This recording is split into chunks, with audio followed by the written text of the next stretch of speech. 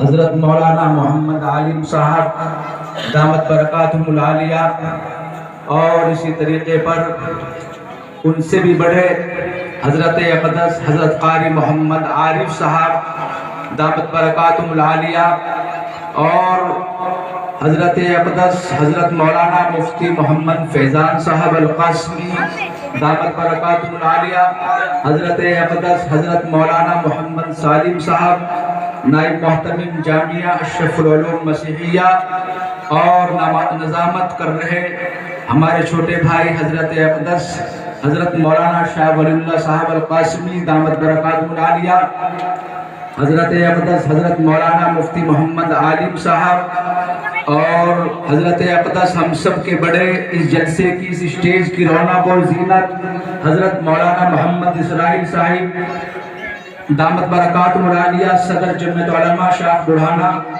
اور معزز حاضرین اور بہت سے حضرات جو اسٹیج پر تشریف فرما ہوں گے جن کے نام سے میں واقف نہیں ہوں۔ بہرحال یہ بھی جو کچھ کہا گیا آپ نے سنا، یہ تو سب ان کی محبتیں ہیں، ان کی الفتیں کہہ لیجئے یا حسن ظن کہہ لیجئے، ورنہ جیسا کیسا ہوں میں خود اپنے آپ کو بہت اچھی طریقے سے جانتا ہوں اور سمجھتا ہوں۔ یہ تو سب استاد محترم حضرت مولانا محمد عالم صاحب کی دعائیں اور ان کی توجہات، ان کی ذرہ نوازی، ان کی کرم نوازی، ورنہ کہاں میں اور کہاں نے یہ نہیں کہتے گل، ورنہ نہ یہ علماء یہ اللہ والے بڑھانے میں آتے، نہ یہ اسٹیج سجتا، نہ یہ باتیں سننے سنانے کا موقع ملتا۔ یہ تو سب ان کی ذرہ نوازیاں، ان کی محبتیں، ہر قدم پر نظریں اور عنایتیں، ہر جلسوں پر ہر موقع پر نوازنا سراہنا، یہ تو ان کی فطرت میں موجود ہے، اور یہ تو اللہ تعالیٰ نے صبر و قناعت کے ایک مجسمہ، بہترین مفسر، بہترین مقرر، بہترین مبلغ، مفسر، معرف، اگر یہ تمام چیزیں لگا دی جائیں تو میں سمجھتا ہوں میری سوچ کے اعتبار سے تمام چیزیں کم ہیں۔ میں ان سے کہیں زیادہ ان کو سمجھتا ہوں، دیکھتا ہوں، اور میں نے محسوس کیا ہے الحمدللہ۔ یہ تو سب ان کی دعاؤں کا ثمرہ ہے، ورنہ جیسا کیسا خود میں ہوں، میں خود اپنے آپ کو بہت اچھی طریقے سے جانتا ہوں۔ بہرحال دعا کیجئے، جو کچھ کہا جائے سنا جائے، اللہ تعالیٰ مجھے بھی اور آپ حضرات کو بھی سن کر عمل کرنے کی توفیق عطا فرمائے۔ آج کا دن 26 جنوری کا دن ہے۔ 26 جنوری 1950 کو یہ ہمارا دیش ہندوستان آزاد ہوا اور وہ قانون بنایا گیا۔ 15 اگست 1947 کو ہمارا دیش آزاد ہوا۔ تقریباً تاریخی اعتبار سے اگر مطالعہ کیا جائے، علماء کے بیان کو سنا جائے تو وہ اس طرح بیان کرتے ہیں کہ اس قانون کو بنانے کے لیے تقریباً 2 سال 11 مہینے 18 دن لگے ہیں، جس کی جماعت کو بنایا گیا، بابا بھیم راؤ امبیڈکر کو صدر بنایا گیا، حضرت مولانا حفظ الرحمان سیوہاروی، حضرت مولانا حسرت موہانی اور حضرت مولانا ابوالکلام آزاد رحمہ اللہ تعالی، یہ تمام حضرات موجود تھے۔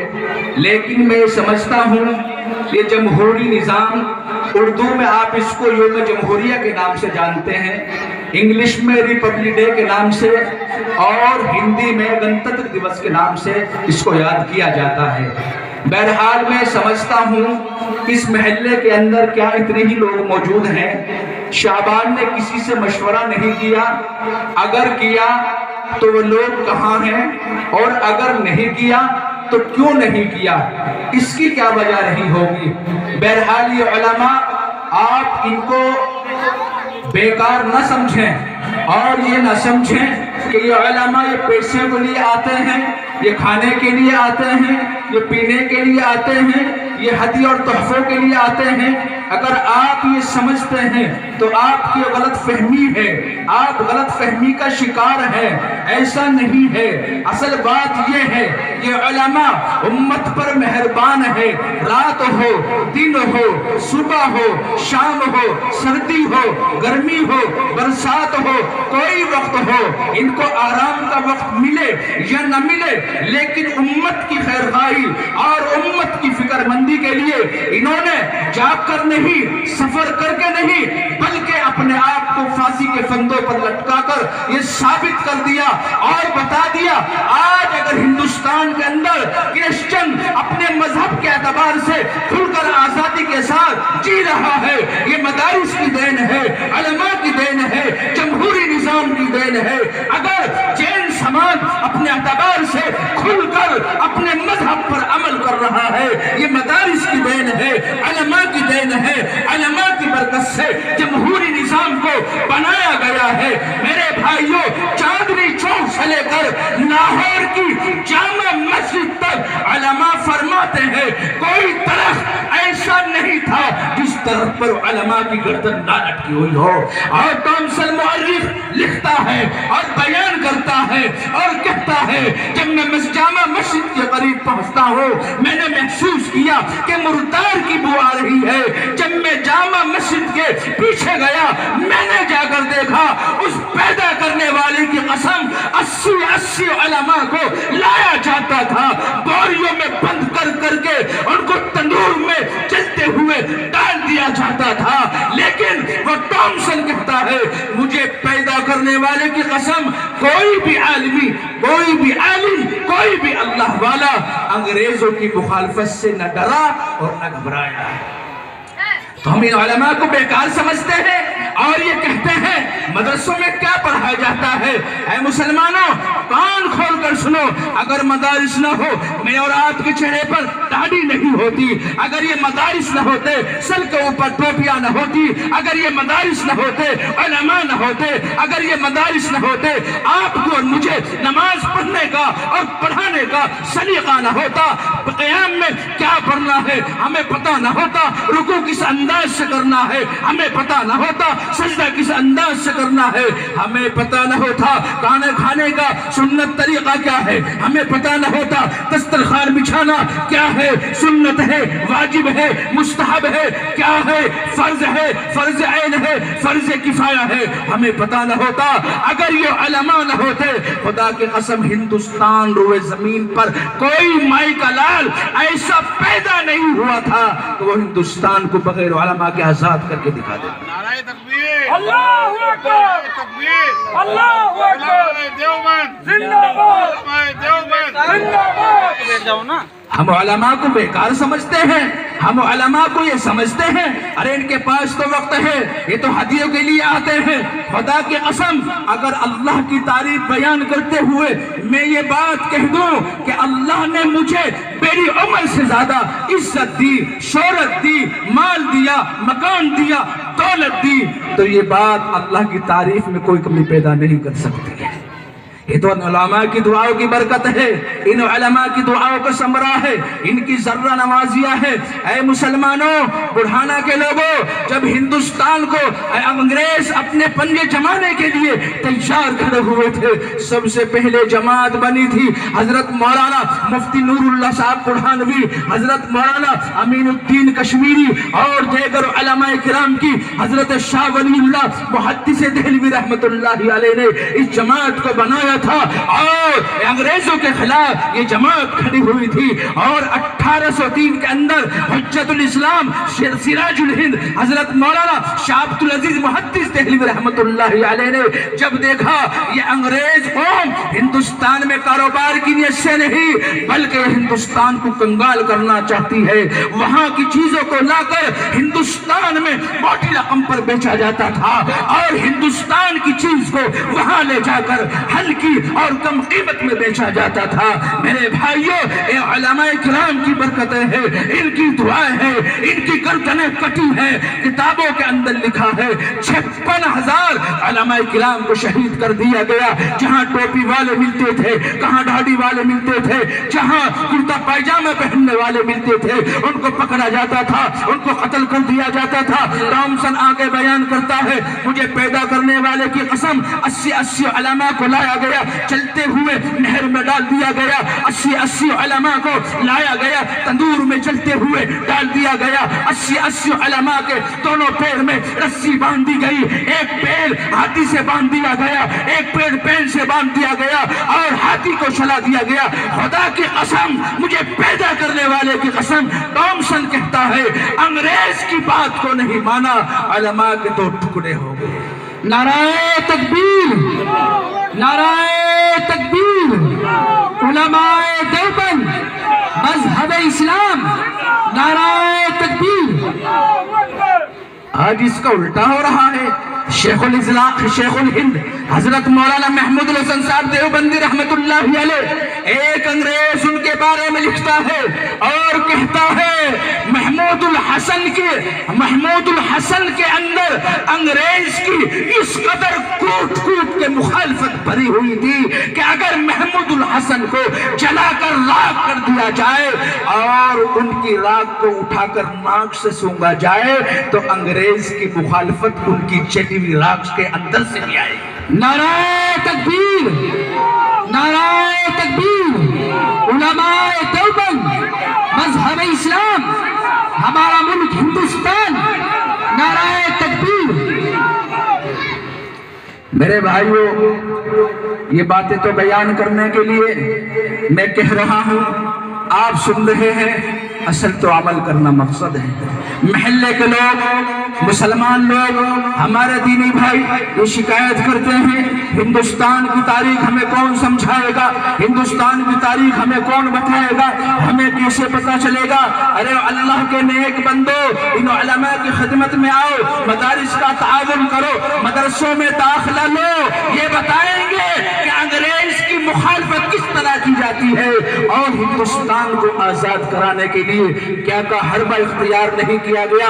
افغانستان کی حکومت ہو, یہ چاروں طرف سے تمام لوگوں کو اکٹھا کر کے میرے بھائیوں آزادی کا بغل بجایا, وہ علماء دیوبند تھے. علماء دیوبند کی برکتیں ہیں. میرے بھائیوں, انگریز ایک طرف کہہ رہا ہے اگر حسین احمد مدنی مل جائے گا اس کو قتل کر دیا جائے گا, گولی سے اڑا دیا جائے گا, لیکن حسین احمد مدنی وہ مرد مجاہد, وہ اللہ کا شیر, ولی کامل, خدا کی قسم ایسا آدمی, اگر ایسے آدمی اگر 50 بھی ہو جائیں تو کم ہے. ایسا آدمی اللہ پیدا شاید دوبارہ نہ کرے. میرے بھائیوں, ایک کفن کا کپڑا لیا, اپنے سر سے باندھا اور لاہور کے اندر چلا گیا. انگریزوں کی میٹنگ چل رہی تھی, ان کی کانفرنس تھی, اعلان ہو رہا تھا حسین احمد جہاں نظر آ جائے گا اس کو گولی سے پھون کر ختم کر دیا جائے گا. حاضر ہوئے اور کہا میں ہوں حسین احمد مدنی, آئیے کیا کہنا چاہتے ہو, میرے ساتھ کیا رویہ کرنا چاہتے ہو. خدا کی قسم وہ مرد مجاہد کہتا ہے میرے بھائیوں, اے انگریزوں کے جز تیری کیا سوچ تھی, تیرے ذہن کے اندر کیا چل رہا تھا کہ حسین احمد کو قتل کر دیا جائے گا, حسین احمد کے گولی مار دی جائے گی, حسین احمد کو پھانسی کے پھندے پر لٹکا دیا جائے گا. ہاں میں تیار ہو کر آیا ہوں اور میں نے اس بات کو بھی گوارا نہیں کیا کہ انگریز کا کفن میرے بدن پر لگے. میں انگریز کو چیز پسند نہیں کرتا ہوں, اور انگریز جز میں تو اپنا کفن بھی ساتھ لایا ہوں. خدا کی قسم اتنا کہنا تھا, سب سختے میں پڑ گئے, حیران ہو گئے, پریشان ہو گئے. توپیں جو لگی ہوئی تھی تمام کے تمام کے وہ پھر گئے. ایسے علماء دیوبند اللہ نے اس روئے زمین پر پیدا ہے. نعرہ تکبیر, نعرہ تکبیر, مذہب اسلام, مدارس اسلامیہ, حضرت مولانا مفتی محمد وسیم صاحب, نعرہ تکبیر. کیا یہ علماء آپ کے گھر گھر جا کر ہندوستان کی تاریخ بتائیں گے؟ کیا یہ علماء اپنے آرام کا وقت آپ کو دیں گے؟ کیا یہ علماء اپنا مدارس کو چھوڑ کر آپ کے در پہ آئیں گے جب تاریخ کا پتہ لگے گا ہندوستان کی؟ نہیں. اگر کچھ حاصل کرنا ہے ان کی جھوتیوں کو سیدھا کرنا پڑے گا, ان کی خدمت میں آنا پڑے گا. خدا کی قسم اگر تم خدمت میں آ گئے, جھوتیوں کو سیدھا کر دیا تو خدا کی قسم بیڑا ہی پار ہو جائے گا. یہ تو علماء دیوبند کی محنتیں ہیں اور ان کی قربانیوں کا نتیجہ ہے کہ آج اگر کوئی بھی مذہب ہندوستان کے اندر آزادانہ زندگی زندگی گزار رہا ہے، اس مدارس اسلامیہ کی دین ہے۔ اور میں تو یہ سمجھتا ہوں اگر یہ علماء نہ ہو، آپ کے بچے کے کان میں اذان پڑھنے والا موجود نہ ہو، اگر یہ علماء نہ ہو، آپ کے جنازے پڑھانے کے لیے کوئی نہیں ملے گا، آپ کے جنازے قبرستان میں بغیر نماز کو جائیں گے، آپ کی اولاد، آپ کے نوجوان، آپ کی لاڈلی بٹیا، آپ کے لاڈے صاحبزادے محترم، آپ کے دل کے آنکھوں کے نور، دل کے سکون کیا ہوگا؟ بغیر نگاہ کے زنا کرتے پھریں گے۔ اگر یہ علماء نہ ہوں گے، کھانے کا طریقہ آپ کو کوئی نہیں بتائے گا، اگر یہ علماء نہ ہوں گے، پینے کا طریقہ نہیں بتائے گا، چلنے کا طریقہ نہیں بتائے گا، آرام کا طریقہ نہیں بتائے گا، بولنے کا طریقہ نہیں بتائے گا، بڑوں کو کس انداز سے ادب کرنا ہے وہ نہیں پتا چلے گا، چھوٹوں پر کیسے شفقت کرنی ہے یہ نہیں پتا لگے گا، آپ یتیم کے ساتھ کیسا رویہ کریں آپ کو جانکاری نہیں ہوگی، بیواؤں کے ساتھ کیسا رویہ کریں آپ کو پتا نہیں ہوگا۔ میرے بھائیوں یہ علماء بتائیں گے۔ اور میں تو یہ کہتا ہوں ماں کی گود سے لے کر قبر میں جانے تک نہیں بلکہ جنت میں جانے تک ان علماء کی ضرورت ضرور پڑے گی۔ نعرہ تکبیر، نعرہ تکبیر، مدارس اسلامیہ، علماء دیوبند۔ حضرت مولانا مفتی افتخار الحسن صاحب نور اللہ مرقدہ، اللہ تعالی حضرت کی قبر کو نور سے منور فرمائے، اللہ تعالی حضرت کو اعلیٰ علیشین میں جنت نصیب فرمائے۔ آپ یہ فرما رہے تھے اے لوگوں سنو جنت میں عالموں کی کیسے ضرورت پڑے گی۔ میں نے واقعہ استاذ محترم حضرت اقدس حضرت مولانا محمد عالم صاحب کی زبان مبارک سے سنا تھا اور میں اس کو انہی کی موجودگی میں بیان کر رہا ہوں۔ آپ نے فرمایا جنت میں علماء کی ایسی ضرورت پڑے گی، اللہ فرمائیں گے اے جنتیو اب تو تمہیں جنت مل چکی ہے، اب بتاؤ تمہیں کس چیز کی ضرورت ہے؟ وہ کہیں گے یا اللہ اب تو جنت مل گئی، سکون مل گیا، اطمینان مل گیا، یہ سمجھو ساری چیز مل گئی، یا اللہ اب ہمیں جنت میں کس چیز کی ضرورت پڑے گی؟ اللہ فرمائیں گے جاؤ اپنے علماء سے رابطہ کرو، جنت میں بھی عالموں کی ضرورت پڑے گی۔ عالم فرمائیں گے وہ تمام کے تمام جنتی اکٹھا ہو کر علماء کی جماعت کی خدمت میں حاضر ہوں گے اور ادباً درخواست کریں گے اے ہمارے علماء کی جماعت، اللہ تعالیٰ ارشاد فرما رہے ہیں اب ہمیں کیا کام کرنا ہے؟ وہ علماء وہ رہبری کریں گے، رہنمائی کریں گے اور سمجھائیں گے اور بتائیں گے اور کہیں گے جاؤ اللہ سے یہ درخواست لگا دو یا اللہ جنت میں تمام نعمتیں مل چکی ہیں، بس ایک چیز کی ضرورت ہے وہ آپ کا دیدار۔ تو پڑے گی نہیں علماء کی ضرورت جنت میں سی؟ ہم تو علماء کو بیکار سمجھتے ہیں نا، ارے بھائی لو تو اینٹ کا مدرسہ کھول لیا، وہ تو انہوں نے دکان کھول لی، یہ تو کاروبار کریں گے، یہ تو بزنس بنا لیں گے۔ خدا کی قسم اگر یہ مدرسہ کھول رہے ہیں نا وہ بھی آپ کے امت کی، آپ کے بچوں کی فکر ہے، اس امت کی فکر ہے، ورنہ نہ انہیں بیوی کے پیسوں کے لیے ضرورت ہے، نہ بیوی کے لیے پیسوں کی ضرورت ہے، نہ اولاد کی فکر میں رہتے ہیں، نہ آرام کی فکر میں رہتے ہیں، نہ پیسہ روپیہ اکٹھا کرنے کی فکر میں رہتے ہیں۔ بس اگر انہیں فکر ہے اس امت کی ہے میرے بھائیوں، قربانی انہیں ہی نے دی تھی، پھر جب ضرورت پڑے گی پھر یہ قربانی دیں گے۔ اس لیے یہ محلے کے لوگوں کو ہونا چاہیے تھا اتنے بڑے بڑے علماء اللہ والے بزرگان دین جہاں تشریف فرما ہے، ہم تو یہ سمجھتے ہیں کہ ہمارے بڑھانے کے ہیں، جب چاہیں گے دیدار کر لیں گے، جب چاہیں گے ان کو اپنے مکان پر بڑھا لیں گے، جب چاہیں گے ان سے کوئی بھی کام لے لیں گے۔ میرے بھائیوں چراغ کے نیچے اندھیرا ہوتا ہے، ورنہ شیخ الاسلام حضرت مولانا عبدالحی برہانوی رحمت اللہ علیہ اللہ تعالی حضرت کی قبر کو نور سے منور فرمائے، اعلیٰ علیشین میں جگہ نصیب فرمائے۔ خدا کی قسم وہ قربانی دی ہے، وہ جہاد کیا ہے، وہ میرے بھائیوں حضرت مولانا عبدالحی صاحب برہانوی رحمت اللہ علیہ اتنے بڑے مبلغ تھے، اتنے بڑے مفسر تھے، شیخ الاسلام تھے، جہاں آپ بیان کرنے کے لیے جاتے تھے ڈھاٹے مارتے ہوئے سمندر کی طرح ایک مجمع لگا رہتا تھا، آپ کا بیان سننے کے لیے کتنے کئی لاکھ لوگ ہوا کرتے تھے۔ اللہ نے ایسا باصلاحیت شیخ الاسلام آپ کے بڑھانے کو عطا کیا تھا، اگر ان کی قدر کرو گے شیخ الاسلام جیسا پھر مل جائے گا، اور اگر ناقدری کرو گے تو مجھ جیسا بھی آپ کو میسر نہیں ہوگا۔ یہ علماء تو بہت بڑی بات ہے، مجھ جیسا ایک ناکارہ، ایک گنہگار، ایک سیاکار اس کے فیض سے بھی محروم کر دیا جاؤ گے. ورنہ ان علماء کی قدر کرو, ان کو سمجھو, ان کو فری مت سمجھو, ان کو بیوقوف مت سمجھو, ان کو آوارہ مت سمجھو. آوارگی اگر ہے تمہارے اندر ہے, بیوقوف اگر ہو تو تم ہو. اگر تم ان کو سمجھتے ہو یہ بیوقوف نہیں ہے, یہ اللہ کے بہترین بندے ہیں. اللہ تعالیٰ اگر یہ ہاتھ اٹھا لے, ان کے ہاتھ اٹھانے کی لاج رکھ کر ان کی تمام تر دعاؤں کو قبول فرما لیتا ہے. ہم دعا کی درخواست کرتے ہیں حضرت مولانا محمد عالم صاحب, آپ ہمارے لیے دعا کرو. قاری عارف صاحب ہمارے لیے دعا کرو. آپ اپنے لیے دعا کیوں نہیں کرتے, اس سے کیوں کراتے ہیں؟ اس کی وجہ سامنے یہی آتی ہے کہ یہ اللہ کے نیک بندے ہیں, ولی ہیں. اللہ کو ان کی ادائیں بڑی پسند ہے, ان کا ہاتھ اٹھانا بڑا پسند ہے. راتوں کو مصلی پر کھڑے ہو کر آنسو بہانا اللہ کو بڑا پسند ہے.